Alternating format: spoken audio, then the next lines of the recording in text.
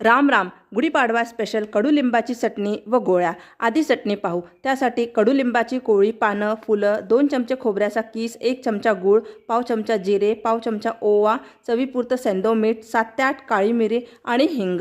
यासाठी मिक्सरचं भांडं घेतलेलं आहे. त्यामध्ये कडुलिंबाची पानं व फुलं मोकळी करून घेऊ. एक एक करून आपण सगळं साहित्य घालू आणि पाणी न घालता मिक्सरला फिरवून घेऊ. मस्त तयार झाली चटणी. आता गोळ्यांसाठी आपल्याला लागणार आहे कडुलिंबाची पानं, फुलं, सुपारी इतकी चिंच, 2 चमचे गूळ, पाव चमचे जिरे, 7 ते 8 काळी मिरी मी खलबत्त्यात कुटून घेतलेली आहे, चिमूटभर हिंग. सगळ्यात आधी पानं व फुलं मोकळी करून घेऊ. एक एक करून आपण सगळं साहित्य घालू. पाणी न घालता फिरवून घेऊ.